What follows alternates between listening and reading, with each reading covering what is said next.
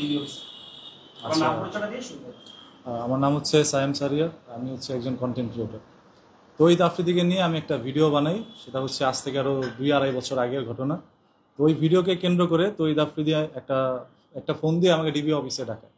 তবে এতটুকু পর্যন্ত আপনার ভিডিওতে দেখেছেন, সম্পূর্ণ ঘটনা অনেকেই জানেন না, সেটা একটু ক্লিয়ার করি।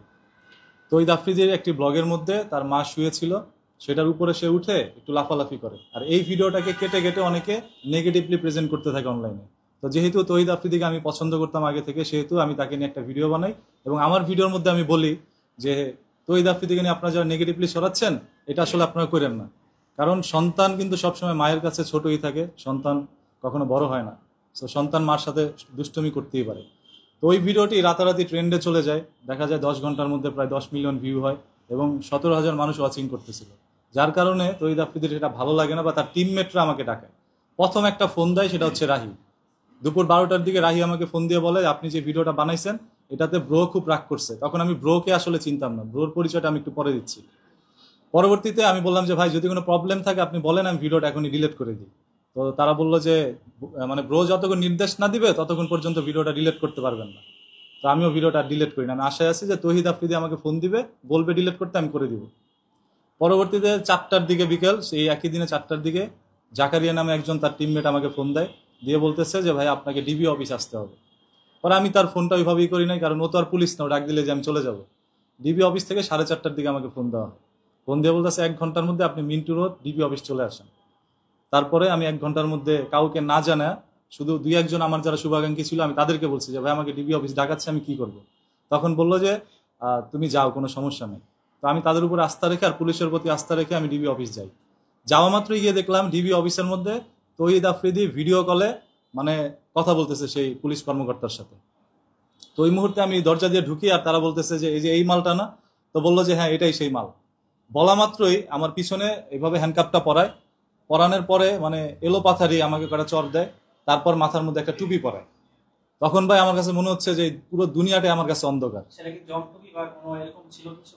যেমন যেমন জমটুপি বলতে অনেকে বলছে জমটুপি, হ্যাঁ। কালো মুখোশ পরা বা এরকম হ্যাঁ। টুপিগুলো আর কি, মানে কাপড় দেওয়া আর কি, এরকম দিয়েছিল কিনা? আচ্ছা, ওই কালো টুপিটা ছিল এরকম যে ফাঁসির মঞ্চে যে টুপিটা পরানো হয় লাস্ট মোমেন্টে, ওই টুপিটা আমার মাথার মধ্যে পরানো হয়। আমি কোনো কিছুই দেখতে পারতেছিলাম না। পিছন দিয়ে এলো পাথারি আমাকে একই বরাবর আমাকে 15 থেকে 20টা বাড়ি মারে। তারপর আমি মাটিতে বসি নাই। এর পরবর্তীতে যখন আমার হাঁটুর মধ্যে বাড়ি মারে, আমি মাটির মধ্যে বসে পড়ি। তারপর ভিডিও কলে তহিদ আফ্রিদিকে দেখাচ্ছিল যে যে এভাবে দিচ্ছে আর কি, সবকিছু দেখাচ্ছে। তো তহিদ আফ্রিদির মন তখন পর্যন্ত গলে নাই, যার কারণে সে তখন আমি শুধু বলতেছে যে মাপ চা, ওর কাছে মাপ চা। আমি তহিদ আফ্রিদির কাছে মাপ চাচ্ছি যে ভাই আমি জীবনে কোনোদিন ভিডিও বানাবো না, আমাকে মাফ করে দেন, এবারের মতোই শেষ, প্রয়োজনে আমি রিক্সা চালাই খাবো, তারপরে ভিডিও বানাবো না। তখনও তহিদ আফ্রিদি সেই পুলিশ কর্মকর্তাকে বলছে যে আপনি ওর নামে মামলা দেন, ও জামাত শিবির করে, আপনার ওই আইডি রেখে দেন, ফেসবুক চ্যানেলগুলো রেখে দেন, আপনারা ইনভেস্টিগেশন করেন, তাহলে জানতে পারবেন যে ও জামাত শিবিরের সাথে জড়িত। এরপরে আমার কিন্তু ফেসবুক আইডি, ইউটিউব চ্যানেল সবকিছু তারা রেখে দেয়, মানে ওইগুলো তহিদ আফ্রিদির টিমমেটেই নেয় বা পুলিশ নেয়, যেই নেক আমার কাছ থেকে নেওয়া হয়েছে। তো আমার মুখোশ বান্ধা অবস্থায় যখন আমাকে মারধর করা হচ্ছিল, তহিদ আফ্রিদি ভিডিও কলে ছিল, এটা আমি বুঝতেছিলাম। তো ওই রুম থেকে আমাকে আরেকটি রুমে নিয়ে যায়, যেখানে নিয়ে আমাকে হাঁটুর মধ্যে বাড়ি দিয়ে আবারও বসায়। বসানোর পরে তারা বলতেছে যে কোন কলেজে পড়স। আমি বললাম যে জাতির জনক বঙ্গবন্ধু শেখ মুজিবুর রহমান কলেজ থেকে আমি পড়াশোনা করছি। বলা মাত্রই ঠাস ঠাস করে আমাকে কটা থাবুর মারার, বলে যে জাতির জনক বঙ্গবন্ধুর নামটাকে তো বেজ্জতি করে দিলি, অপবিত্র করে দিলি, তোর মুখে এই নাম মানায় না, এইগুলো বলে বলে আমাকে মারছে। তারপরে বললো কি করস, আমি বলে ভিডিও করি। সেই ভিডিও বানান করতে বলছে, আমি বানান করছি।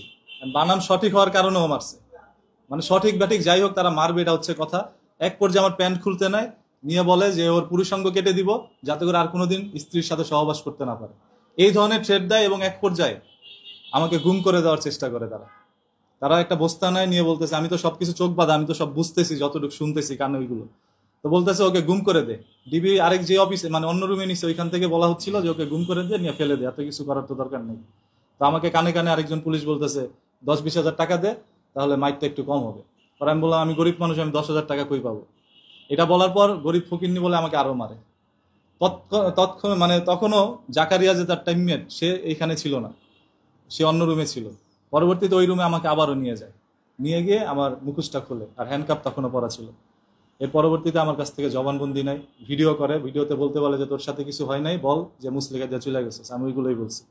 আর আমার নামে যে মামলাগুলো দিতে নেয় তার মধ্যে জামাত শিবির, আমি দেশদ্রোহী, তারপর হচ্ছে আমি সরকারের বিরুদ্ধে কথা বলি, এই ধরনের কথাগুলো বলে অনেকগুলো অভিযোগ দিচ্ছে। আমার হাতে এক সময় একটা বন্দুক দিয়ে তারপর বলতেছে যে এই যে ও বন্দুক সহ ধরা খেয়েছে। অনেকভাবে নাটক সাজায় তারা করছে। আহ, কতদিন ছিলেন সেখানে? কতদিন না, আমি সেখানে প্রায় 1.5 থেকে 2 ঘন্টা এরকম। আপনার মতো অনেকে ছিল নাকি এখানে, নাকি শুধু আপনিই ছিলেন? তখন শুধু আমিই ছিলাম, আমার সাথে আর কেউ ছিল না, শুধু আমি একাই ছিলাম, আমার সাথে এরকম কাজগুলো করছে। তারপর যখন তার টিমমেট জাকারিয়ার সামনে আনলো তখন জাকারিয়া ফোনে বলতেছে যে ব্রো সবকিছু কিন্তু এক্সট্রিম হয়ে যাচ্ছে, আপনি যা চাচ্ছেন তার চেয়েও বেশি হচ্ছে।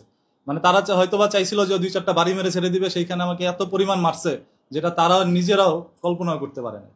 তখনও তহিদ আফ্রিদি বলে নাই যে ঠিক আছে ওকে মাফ করে দাও, তখনও বলে না, আমি তো মাপ চাইতেছি। পরে জাকারিয়া তাকে যখন আবারও ফোন দিতে দেখলো, মানে ফোন দিল, তখন দেখলো যে তহিদ আফ্রিদির ফোনটা ধরা হচ্ছে না, তখনও আমাকে মারতেছে। তহিদ আফ্রিদি যদি একবার বলতো যে স্যার ছেড়ে দেন, তাহলে কিন্তু আমাকে ছেড়ে দেয়। তহিদ আফ্রিদি তখনও বলে নাই। তো প্রায় 1-1.5 ঘন্টা নির্মমভাবে আমাকে নির্যাতন করে। নির্যাতনের পরে আমার কাছ থেকে মুচলেখা নিবে। এখন আমার চোখ দিয়ে পানি পড়তেছে আর হাতের মধ্যে তো বাড়ি দিছে, আমি তো হাত লড়াইতে পারতেছি না। পিস্তল দিয়ে কিন্তু আমার চোখের এখানে একটা বাড়ি মারে, তারপর আমার চোখটা এইভাবে বন্ধ হয়েছিল অনেক দিন, তারপর নাক দিয়ে ব্লিডিং হয় আমার। আচ্ছা সাহেব, আপনি এতদিন পরে এসে এই কথাগুলো কেন বলছেন? এতদিন পরে কেন ভাই, আপনারা সবাই জানেন যে 17 বছর পুরো বাংলাদেশের মানুষ চুপ ছিল। সেখানে অনেক প্রভাবশালী লোক ছিল যারা সবাই চুপ ছিল, আর সেখানে আমি একটা মামুলি পুঁটি মাছ। আমি তার বিরুদ্ধে কথা বললে আমাকে নিয়ে যদি আবার পিটাইতো, কেউই জানতেন, আপনারা কেউই কিন্তু জানতেন না, আমি হয়তো বা গুম হয়ে যেতাম।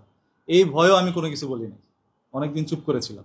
গত বছর 5ই আগস্টের পরে তো অনেকে ধরেন, অনেকে নির্যাতনের শিকার যারা হয়েছে বা ডিবিসি গিয়ে অনেকে মুখ খুলেছে। এতদিন পরে এসে যখন তহিদ আফ্রিদিকে গ্রেপ্তার করা হয়েছে, আপনি তখন এসে কিন্তু এই কথাগুলো বলছেন, এই কথাগুলো সত্যতা কি? আচ্ছা, এটা সত্যতা হচ্ছে তার টিমমেটরা তো জানে সবাই কি হয়েছে, তারপর ওইটা তো হচ্ছে প্রুফ নাই কোনো, আমি মুখ দিয়ে বলছি। এটা প্রমাণ হচ্ছে 5ই আগস্টের পরে আমি মনে হয় 9-10 তারিখের দিকে তহিদ আফ্রিদিকে নিয়ে ভিডিও বানাই, ওইখানে আমি সবকিছুই বলে দিই। ওই ভিডিওটা ভাইরাল হয় নাই। ওই ভিডিওটার মধ্যে তহিদ আফ্রিদি নাম বাদে বাকি যা করা হয়েছে আমি সব বলছি। ভিডিও এখন আমার পেজে আছে, কত সালে ছাড়া হয়েছে আপনারা চাইলে দেখাইতে পারি।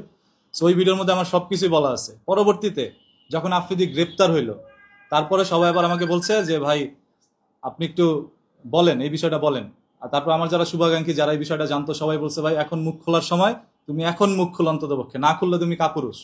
সো আমি চিন্তা করলাম যেহেতু তারই টিমমেটের একজন রাহি, তার টিমমেটের একজন সদস্য যাকে তহিদ আফ্রিদি বড় করছে, মোটামুটি অনলাইনে পরিচিতি করেছে, সে মুখ খুলছে, আমি কেন খুলবো না? তখন আমি কিন্তু আবারও বিষয়টা বলি এবং তহিদ আফ্রিদির নামটা উল্লেখ করে সেই 5ই আগস্টের পরে যে ভিডিওটা বানাই, ওইটা আমি আবারও বানাই, জাস্ট তার নামটা এবার বলে দিছি, আর এই ভিডিওটা ট্রেন্ডে চলে আসে। ভাই আপনি 5ই আগস্টের পরে তার নাম নিতে ভয় পেতেন? হ্যাঁ। কি এমন ভয়, বা এরপরে আপনাকে আসলে আপনার থেকে কি মুসলিকা নিয়েছে আপনি নিজে কি বলছেন? মুসলেখার মধ্যে নিয়েছিল যে আপনি দেশদ্রোহী যে কন্টেন্ট আমি বানাই, এটা আমার কাছ থেকে জবানবন্দি নিছে যে আমি দেশের বিরুদ্ধে কথা বলি, শেখ হাসিনার বিরুদ্ধে কথা বলি, এগুলো আমাকে দিয়ে লিখাইছে এবং ভবিষ্যতে আমি এই ধরনের কন্টেন্ট বানাবো না, এটা আমার কাছ থেকে তারা লিখিয়ে নিয়েছে। আর কেন আমি তহিদ আফ্রিদির বিরুদ্ধে এতদিন কথা বলি নাই, এটা হচ্ছে ভয়। আমাকে জীবনে কোনোদিন একটা পুলিশ রাস্তার মধ্যে দাঁড় করা জিজ্ঞেস করে নাই তোর বাড়ি কই, সেইখানে ডিবি অফিসের মতো একটা জায়গা আমারে নিয়ে, মানে আমি একা ছিলাম ভাই, একা একটা মোমেন্টে আপনারা যেই কই আপনাদেরকে এখন পর্যন্ত কাটে নাই। আমি কিন্তু সেই ট্রমার মধ্যে এখন পর্যন্ত আছি। কারা কারা নির্যাতন করেছে, কারোর নাম বলতে পারবেন? ওইখানে যে পুলিশ কর্মকর্তা যারা ছিল সবাই সিভিলে ছিল, যার কারণে আমি কারো নাম দেখতে পারিনি।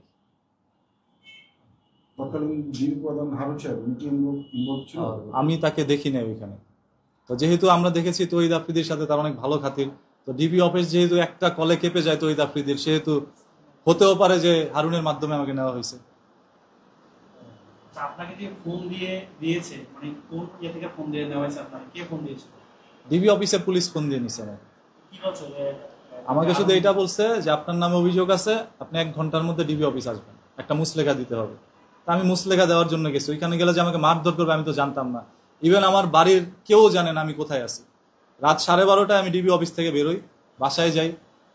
তারপরে আমার মা বাপ মানে সবকিছু দেখে যে আমার চোখের মধ্যে রক্ত জমে গেছে, এবং আমার পিছন সাইডটাও তারা দেখে, একটা ছবি তুলে রাখে। সেই ছবিটাই আপনারা অনেকে দেখেছেন সোশ্যাল মিডিয়ায়, যে আমার পিছনে পুরো নীল হয়ে গেছিল বাড়ির আগাতে।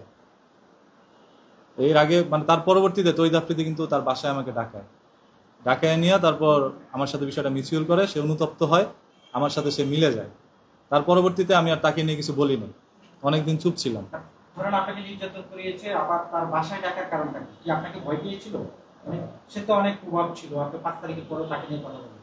হ্যাঁ, সেটা হচ্ছে আপনার কেমনে বলি যে তৌহিদ আফ্রিদি খুবই অনুতপ্ত হয়েছে বিষয়টা, যে ওর উপরে যা হয়েছে এটা অন্যায় হয়েছে, অন্যায়ভাবে এটা হয়ে গেছে, আর যা হয়েছে এক্সট্রিম হয়েছে, যার কারণে সে তার বাসার মধ্যে নেয়, আমাকে বেডরুমের মধ্যে নিয়ে যায়, সেটার ভিডিও আমার পেজে আছে।